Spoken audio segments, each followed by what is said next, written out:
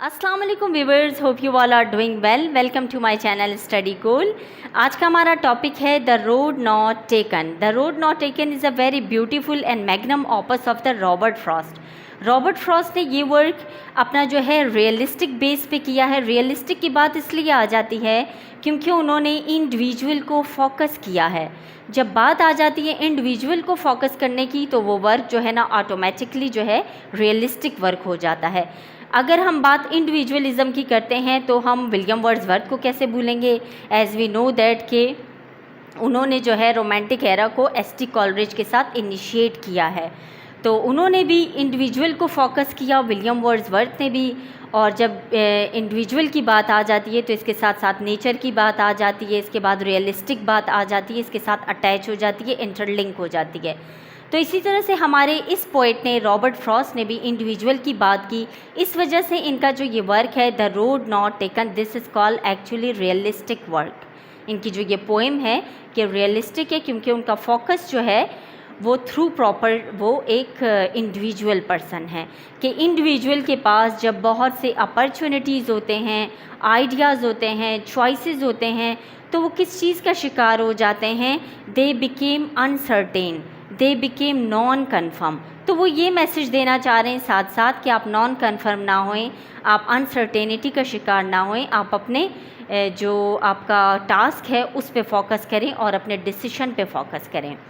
Textual analysis में हम इस चीज़ के बारे में भी जानेंगे कि ये जो पोएम है, ये लिटरल वर्क है रॉबर्ट फ्रॉस्ट की, इसका एक्चुअली बैकग्राउंड क्या है, रॉबर्ट फ्रॉस्ट ने ये वर्क किस वजह से लिखी और उनके दिमाग में क्या चल रहा था जिसकी वजह से उन्होंने ये लिटरल वर्क लिखा।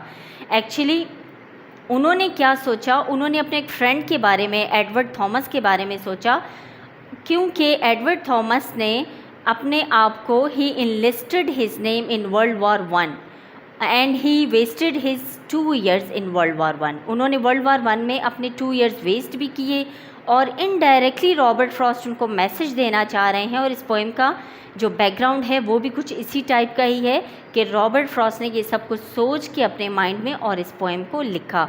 तो ये भी एक राइटर की जो है लिरिकल पोएम इसे इसलिए कहा गया है क्योंकि राइटर जो अपने परसेप्शंस, अपने आइडियाज़, अपनी अंडरस्टैंडिंग लेवल, अपने इमोशंस, अपने फीलिंग्स जो है हमारे साथ शेयर कर रहे हैं। तो देखते हैं इसकी कॉन्टेक्सचुअल एनालिसिस में क्या है। Let's go to the recording. The Road Not Taken by Robert Frost. Contextual analysis. Robert Frost wrote this poem in 1915 for his friend named Edward Thomas. This is the most famous poem of the world. He sent one copy of this poem to Edward Thomas and he taken it personally because in World War I he enlisted his name and wasted his 2 years by choosing this wrong path. अब इसका जो contextual analysis है उससे हमने ये analyse किया है कि राइटर ने अपने जो पर्सनल आइडियाज़ और परसेप्शंस और थिंकिंग्स हैं, थॉट्स हैं, वो हमारे साथ शेयर कर रहे हैं, उनकी जो एक्सपीरियंसेस हैं। अब एक चीज़ उन्होंने ये भी एक्सपीरियंस किया अपने फ्रेंड के थ्रू कि एडवर्ड थॉमस ने अपने 2 year किस तरह से वर्ल्ड वॉर वन में वेस्ट किए अपने फ्यूचर के। और दूसरा राइटर जो है वो किस चीज़ पे भी फोकस कर रहे हैं कि टाइम को आप इस तरह से चीप समझ के मतलब उसे वेस्ट नहीं कर सकते। Time is most important and most expensive thing in the life. तो वो टाइम को भी एक तरह से बता रहे हैं कि उनके फ्रेंड ने अपने 2 years किस तरह से वेस्ट किए एक रॉन्ग डिसीजन पे। This poem is irony as chosen the right path और idea of the right path. इस पोएम में जो है आयरनी क्या यूज़ हुआ है, जो रोड है वो हमें एक्चुअल में क्या बता रहा है। जो 2 रोड शो ऑफ किए हैं राइटर ने, वो दोनों पाथ हैं कि आपने कौन से पाथ को या कौन से डिसीशन को चूज़ करना है और किस डिसीशन को स्किप करना है। Setting is about forest, speaker is walking in the forest. Setting जो है इसमें, इस पोएम में वो फॉरेस्ट है। Yellow wood is actually symbolising the autumn season. Yellow wood जो है इसमें सिम्बलाइज कर रहा है ऑटम सीज़न को। Speaker want to say that he couldn't choose the both road. अब स्पीकर इसमें ये भी एडमिट कर रहे हैं कि उनके पास 2 ऑप्शंस थे लेकिन वो एक को ही चूज़ कर सकते थे। वो सिमल्टेनियसली जो है वो 2 रोड को या 2 चॉइसेस को, 2 अपॉर्चुनिटीज़ को एक्सेप्ट नहीं कर सकते थे। And be one traveller choose one way. अब यहाँ पे राइटर ये एडमिट कर रहे हैं कि आप दो कश्तियों पे सवार नहीं हो सकते। You should choose one way, you should take one choice. Long I stood speaker thought every long I stood speaker thought very long. अब स्पीकर इसमें ये भी एडमिट कर रहे थे कि जितनी देर हो सकता था मैं खड़ा रहा और मैं सोचता रहा, जितनी दूर मेरी निगाह जा सकती थी मैं देखता रहा और अच्छी तरह सोच के फिर मैंने ये डिसीशन लिया। Look down one as far as I could. फिर वो ये कह रहे हैं कि अच्छी तरह से मैंने इस पर गौर किया जितना मैं कर सकता था। I see much for as my vision could that. अब वो ये भी एडमिट कर रहे हैं कि मैं जितना इसके बारे में मतलब सोच सकता था, देख सकता था, जितनी दूर तक मैंने इसे देख के एनालाइज किया। As the forest is very dense so I can't see it more than that. अब वो ये बता रहे हैं ताहद निगाह जितना वो देख सकते थे उन्होंने इतना ही देखा, उससे आगे जहाँ वो नहीं देख सकते थे तो वहाँ पे वो रुक चुके थे और वो नहीं देख पाए थे। बिकॉज इट वॉज ग्रासी, क्योंकि ये बिल्कुल फ्रेश था। He is describing the freshness of that way that it is less traveled path which I had choose। अब राइटर ये भी एडमिट कर रहे हैं कि ये बिल्कुल फ्रेश था, इतना फ्रेश था, इतना ग्रासी था कि वो डेंस नज़र आ रहा था, वो क्लियर नहीं था अपनी फ्रेशनेस की वजह से। और वो ये भी एडमिट कर रहे हैं कि उन्होंने जो पाथ अपने लिए जो मतलब चॉइस सेलेक्ट की है, this is the best fresh one. In last stanza the speaker is talking about the future. Last stanza में जो है वो एक फ्यूचर के बारे में, अपने मुस्तकबिल के बारे में बात कर रहे हैं। That how I have choose my path when two roads diverged in a wood and I took the one less travelled by. अब वो ये एडमिट कर रहे हैं कि जब मैंने अपने पाथ को, अपने डिसीजन को लिया तो दो रोड थे जो कि डाइवर्ज कर रहे थे, मतलब एक दूसरे के साथ डाइवर्ज कर रहे थे, वो डिफरेंट हो रहे थे, अलग हो रहे थे। And I took the one less travelled. और वो ये भी एडमिट कर रहे हैं कि मैंने एक को चूज़ किया जो कि बिल्कुल फ्रेश था। And I had my choice the less travelled and grassy way from twos and he confess that it change the differences were there.